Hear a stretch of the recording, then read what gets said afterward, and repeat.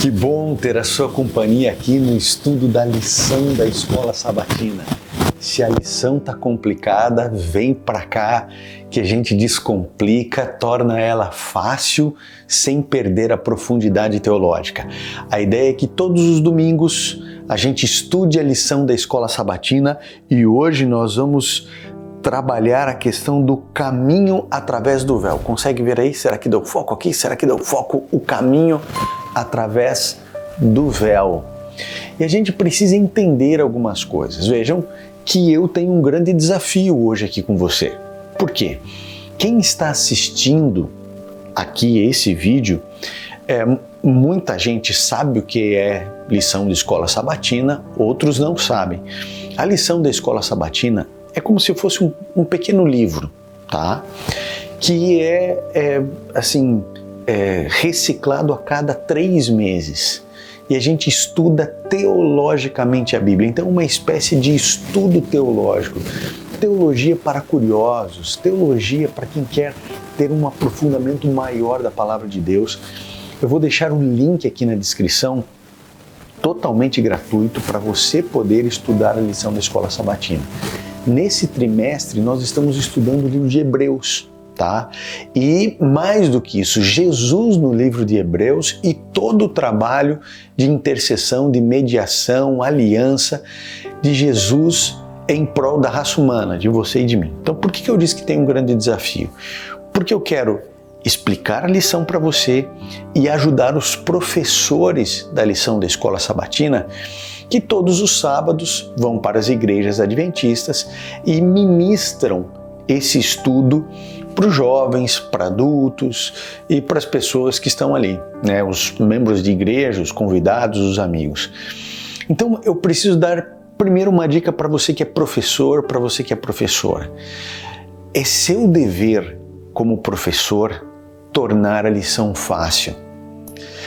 Quando você vai ministrar a lição da Escola Sabatina, aquilo ali não é uma aula para expor o teu vasto conhecimento teológico ou histórico. Ali você precisa chegar ao coração da pessoa. A teologia, entenda, ela é importante, mas ela não salva ninguém.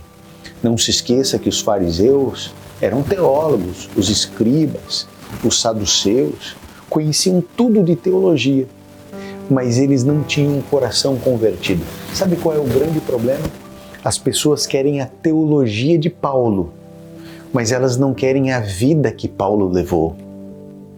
Então, você tem a oportunidade de explicar para as pessoas a teologia e aplicar ao coração delas. Se você ficar apenas no conhecimento racional, você vai ter cumprido apenas metade do caminho. Você precisa conduzir as pessoas ou oportunizar a elas a chance de ter um relacionamento mais íntimo com Jesus e até mesmo de aceitar Jesus como seu Salvador pessoal. E a lição dessa semana, ela começou no dia 26 de fevereiro e vai até 4 de março. Todo dia estuda-se um dia. Na forma como eu passo a lição para você aqui aos domingos, eu não vou passar dia após dia. Eu vou pegar o tema central, o assunto central, vou explicar a teologia e quero aplicar para a sua vida. Usar a teologia em prol da sua e da minha salvação. Hoje o tema é o caminho através do véu. E a gente precisa entender essa questão e eu quero começar lendo o verso mais notório da lição dessa semana, que está aqui em Hebreus, no capítulo 9, no verso 24, que diz o seguinte: pois Cristo não entrou em santuário feito por homens, uma simples representação do verdadeiro. Ele entrou nos céus para agora se apresentar diante de Deus em nosso favor. Então, Jesus, ele não entrou, o ministério dele não estava no santuário da terra.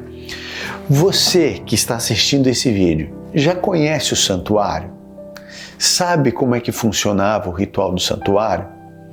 É muito importante você entender que todo o santuário ele é uma representação, aqui o santuário que o povo de Israel fazia, ele era uma representação do santuário celestial.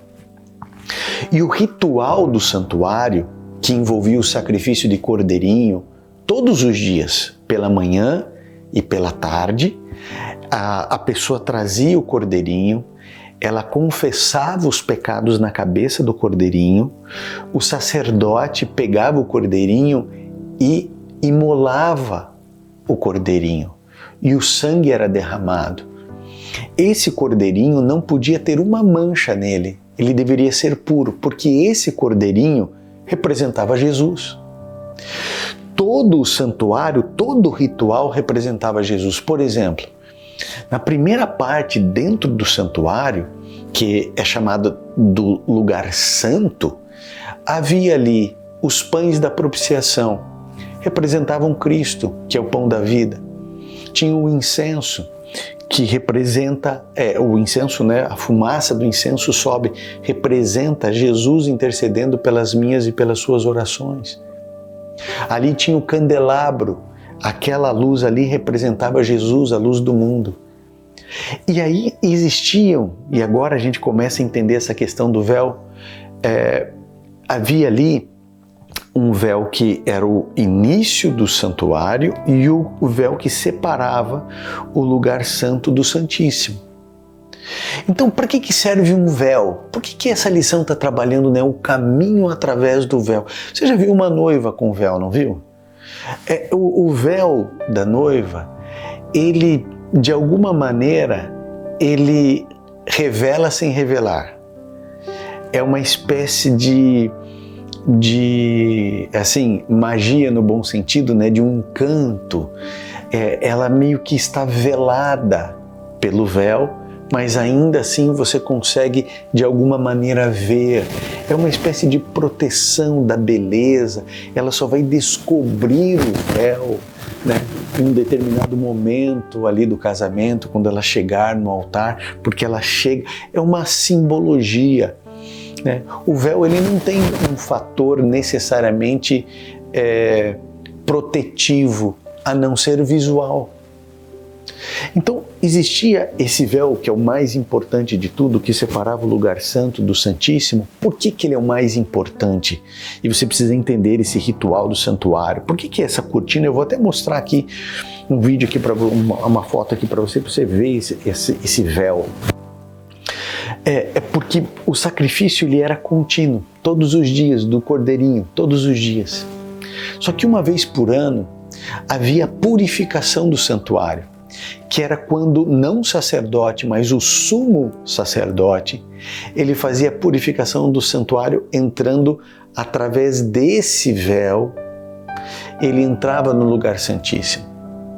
Então, quando a gente começa a estudar a lição dessa semana, a gente pega alguns pontos que você precisa saber e que o seu aluno, caso você seja professor, precisa ficar marcado no coração dele. Quando lá por ocasião da libertação do povo de Israel do Egito, vocês se lembram que o povo fez o bezerro de ouro e começaram a adorar um bezerro de ouro e não Deus. Logo depois daquilo, Deus chama o povo para ter comunhão com Ele. Depois que Deus queria destruir o povo, Moisés intercede, Deus chama. E o povo chega para Moisés e diz assim: Moisés, fala você com Deus, a gente tem medo de Deus. Lógico, aquele povo, ele estava extremamente enraizado emocionalmente, espiritualmente com as práticas do Egito. Não se esqueça que junto com o povo de Israel veio o populacho, muitos egípcios, escravos de outras nacionalidades saíram junto com o povo de Israel. Então ali dentro havia o que a gente chama, né, de maçã podre, pessoas que eram não só escravos de Israel ali, né, escravos do Egito, israelitas, mas gente de toda sorte. E eles tinham medo de Deus. Não se esqueça que eles tinham visto todas as pragas, eles viram o poder de Deus e eles estavam com medo de Deus. Eles falaram: Moisés, fala você conosco. Eles não tiveram fé, não confiaram em Deus. E eu vejo que muita gente tem medo de Deus. Pode parecer estranho para você, Mas ao longo do meu ministério, quantas vezes eu já entrei em contato com pessoas que declaram: eu tenho medo de Deus. Lembre-se, Adão e Eva também tiveram medo de Deus. Quando eles pecaram, eles se esconderam. Mas por que se escondeu? Eu tive medo e me escondi. Medo de Deus. Você deve ter medo do diabo, você deve ter medo de pecar contra Deus, mas não ter medo de Deus. O medo de Deus é uma anomalia, é um câncer emocional completamente fora do propósito, porque ele não veio nos julgar, ele não veio nos condenar, ele veio nos salvar. Ele é amor e ele demonstra amor por mim e por você o tempo inteiro. Por que é que você vai ter medo de alguém que ama você, que deu a vida por você, que se preocupa com você? É uma distorção terrível. As pessoas, elas pecam e elas têm tanta vergonha de Deus por causa do pecado que elas não conseguem nem orar. Porque o diabo faz isso, né? O diabo faz você pecar, me faz pecar, e depois que a gente peca, a gente se sente sujo, culpado, com vergonha de Deus, em alguns casos até mesmo com medo de Deus. Quando o livro de Hebreus declara a ascensão de Cristo, e o verso que nós lemos, ele não entrou no tabernáculo humano, porque esse tabernáculo aqui era só uma representação daquele santuário celestial. Então, quando Jesus ascende ao céu, ele vai cumprir agora o papel de sumo sacerdote. Ele aqui na terra cumpriu o papel de cordeiro, né? Como ovelha muda diante dos seus tosqueadores, não abriu a sua boca. Ele cumpre o papel salvífico e agora ele vai no Santo dos Santos e ele começa agora um período de intercessão profunda por mim e por você. Sabe para quê? Para rasgar o véu. E aqui para mim está o coração, o âmago da lição dessa semana, e é isso que você tem que colocar na mente das pessoas que você for explicar. Quando Jesus Cristo morreu na cruz do Calvário, o que a Bíblia diz? Que esse véu rasgou de cima e embaixo. Por que ele rasgou de cima e embaixo? Porque agora esse véu que protegia, que separava, etc. E a lição vem trabalhando essa questão do véu, né? Que ela tem essa função de proteger. Os levitas se acampavam ao redor do tabernáculo como uma espécie de véu. Jesus era um véu que nos protege, etc. Agora, quando Jesus Cristo ascende ao céu, quando ele morre, ressuscita, ele ascende ao céu, o sacrifício é aceito. Olha, acabou o ritual do santuário. Acabou porque todo o santuário representava a morte de Cristo, representava o sacrifício de Cristo e a intercessão de Cristo. Agora, esse santuário era só uma representação. Agora nós temos a realidade da representação. Entende isso? Por exemplo, um cheque é a representação de uma quantia de dinheiro. Você pode ter o cheque, mas daí você desconta o cheque e você pega lá 5 mil reais. O cheque era a representação daqueles 5 mil reais. O valor não está no cheque, está no que ele representa. O valor está no dinheiro. Então, o santuário, ele tinha a sua importância. Ele tinha o seu significado.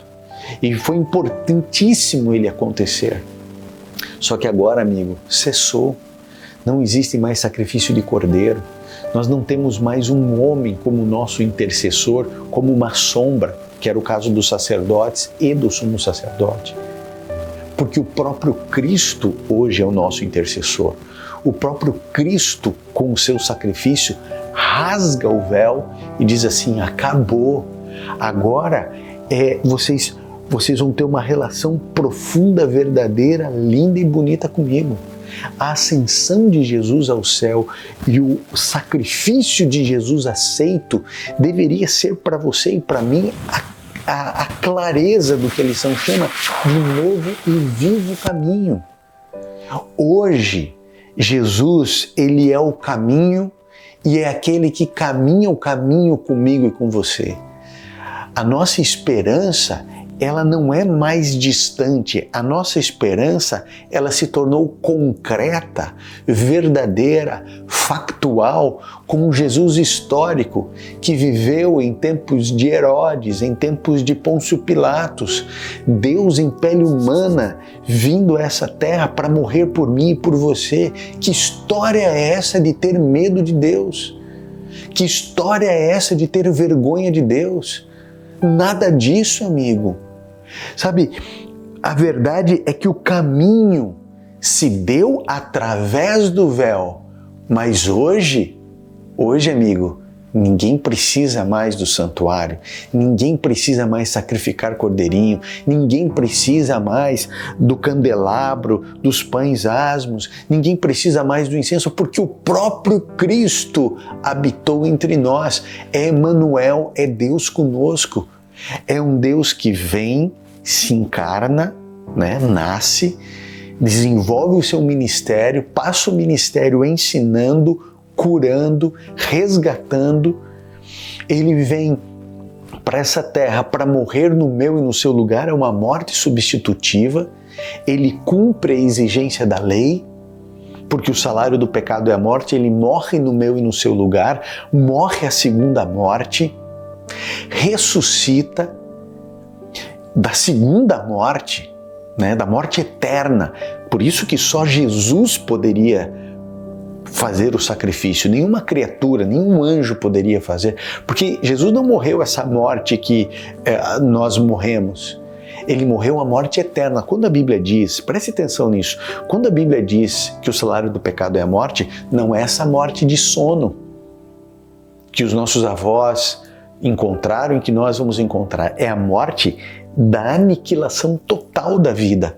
Por isso, somente alguém que tinha vida em si poderia morrer, passar pela morte e vencer a morte e ressuscitar da morte eterna. Somente um ser eterno poderia vencer a morte eterna. Então ele morre, passa por tudo isso, ressuscita, passa 40 dias cumprindo todos os rituais, cumpre tudo e aí ele ascende ao céu. E quando isso é relatado em Atos 1, não sei se você sabe que ali está a ascensão de Cristo. Depois dá uma lidinha em Atos 1 que eu tenho certeza que você vai se encantar. Porque os discípulos eles estão tristes porque Jesus está subindo. Mas aí os anjos aparecem e falam assim: Galileus, por que vocês estão olhando para o céu? Por que vocês estão tristes? Esse mesmo Jesus, do jeito que vocês viram subir, descerá e voltará para vocês. Amigo, o caminho foi aberto pelo sangue de Cristo. Hoje eu e você temos acesso ao Pai, porque os nossos pecados fizeram um abismo entre nós e o Pai.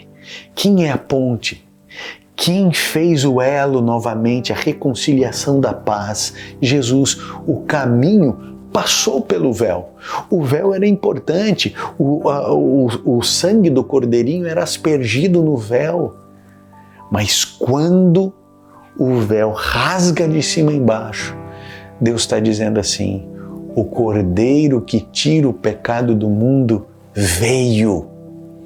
Eu e você podemos crer na eternidade, podemos crer no amanhã, não precisamos mais viver presos a esse mundo, acorrentados às realidades desse mundo, porque nós pertencemos a um novo céu, a uma nova terra, a uma nova pátria, aguardamos a nova Jerusalém. Essa mensagem é a lição da semana. Toda a teologia que mostra a importância do véu, e teve importância dentro de um contexto até Jesus morrer. Depois, amigo, sabe quando a noiva tira o véu e revela toda a sua beleza? Quando Jesus morreu, o véu rasgou e mostrou toda a beleza do amor de Deus, toda a beleza de um amor incansável. E esse amor persegue, no bom sentido, o teu coração. Essa é a revelação perfeita do amor de Deus, está em Jesus. Jamais se esqueça que quando Felipe disse assim: Jesus, mostra-nos o Pai. Jesus disse assim: Felipe, você já está tanto tempo comigo, como é que você me diz, mostra-nos o Pai? Quem vê a mim vê o Pai. Não tem véu. Você olha para Jesus, como que é Jesus? Jesus é amoroso? Deus é amoroso. Jesus é perdoador? Deus é perdoador. Jesus se sacrifica? Pois é, Deus se sacrifica. Quem vê Jesus vê o Pai. A gente não está enxergando as coisas espirituais com um véu atrapalhando a nossa visão. Não tem cortina de fumaça. Hoje eu e você podemos enxergar claramente a salvação, claramente o propósito de Cristo, a intercessão de Jesus, que hoje está no santuário, no Santo dos Santos, intercedendo por você. O teu intercessor é Cristo. O teu intercessor é Jesus. Antes, o ser humano tinha uma situação onde Deus estabeleceu que o sacerdote, o sumo sacerdote, eles só representavam Jesus. Só uma representação pequena, limitada, imperfeita de Jesus. Jesus é uma realidade, ele não é uma promessa. Agora, você pode fazer com que Jesus seja apenas um personagem histórico que viveu há 2000 anos, ou você pode fazer de Jesus o seu amigo real aí na tua casa, na tua vida. Querido, eu quero estimular você a estudar a lição da Escola Sabatina. O link para você estudar todo dia um pouquinho está aqui embaixo, é 100% gratuito. Você pode baixar, você pode acessar pelo celular, sem problema nenhum, é só clicar no link e você vai ver estudo do sábado à tarde, do domingo, da segunda, da terça, da quarta. O que eu faço aqui? Eu pego o suprassumo, o objetivo da lição, para você entender o contexto do que está acontecendo e para você que é professor, poder entender onde você precisa chegar. Tá? É gostoso a gente ter bastante teologia no estudo da lição? Eu acho que é relevante. É importante a gente ter momentos históricos, eu acho muito significativo. Mas se nós não chegarmos no coração da pessoa, para que ela possa sentir verdadeiramente quem é Jesus, a importância disso para a vida prática dela, no dia a dia dela, no trânsito, no trabalho, na escola, com os problemas familiares, o problema financeiro, o problema de saúde, se isso não se aplicar à realidade dela, não adiantou nada. Porque só conhecimento não resolve. Eu posso ter conhecimento de muita coisa, se eu não colocar em prática, não adianta nada. Eu posso ter o conhecimento de que eu tenho que escovar os dentes todos os dias. Eu posso concordar com esse conhecimento, mas se eu não escovar, meus dentes vão apodrecer. Entende? O conhecimento é importante, desde que ele seja aplicado. Se você passa toda a teologia e não aplica, não resolve. Essa aplicação precisa ser colocada de maneira linda, como é o estudo da lição.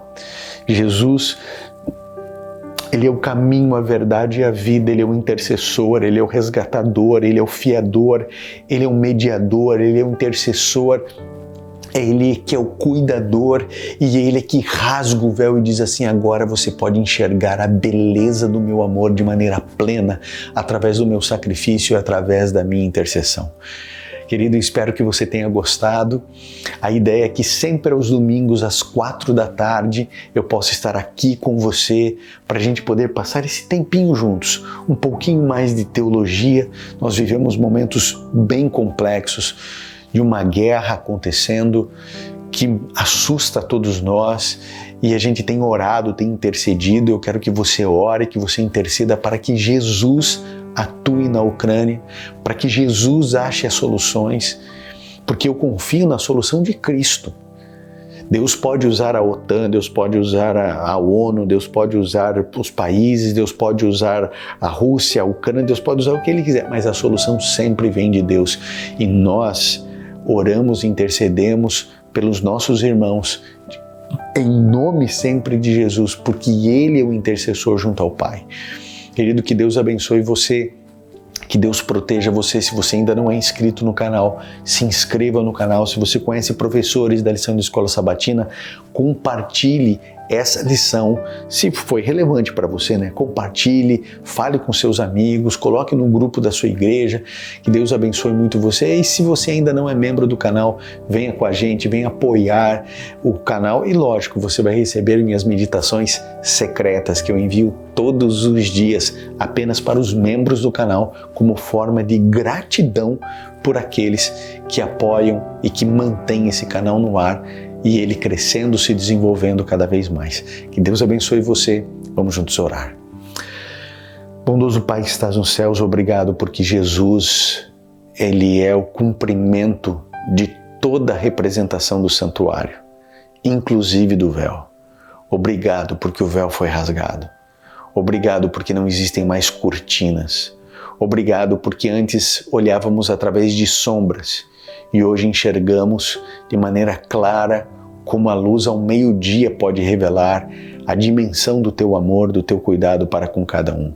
Colocamos nossa vida em tuas mãos. Salve-nos, Senhor. Que o sacrifício de Jesus seja válido na vida de todos nós. Resgate-nos do pecado, da dor, da tristeza, da angústia. Por favor, liberte-nos das situações horríveis que o diabo nos impõe. Intercedemos mais uma vez pela Ucrânia para que o Senhor estenda a tua mão poderosa, o teu braço forte seja colocado ali. O Senhor que desvia bombas, o Senhor que desarma bombas, o Senhor que desvia balas, o Senhor que faz o impossível. Nós clamamos para que a tua graça seja abundantemente derramada em todo esse conflito. Entregamos nossa vida em tuas mãos e nos ajude a estudarmos sempre a lição da Escola Sabatina para aprofundarmos nosso conhecimento. É o que pedimos em nome de Jesus. Amém. Amigo, que Deus abençoe você. Te vejo daqui a pouco no Boa Noite Jesus, às 8 horas da noite. Que Deus abençoe muito você, que Deus fortaleça a sua casa, a sua vida. Se você tiver algum pedido de oração, deixe aqui nos comentários. Eu quero orar por você. Se você tem algo aí incomodando o seu coração, vamos orar uns pelos outros. Vamos clamar a Deus uns pelos outros. Que Deus abençoe você e até daqui a pouco no Boa Noite Jesus.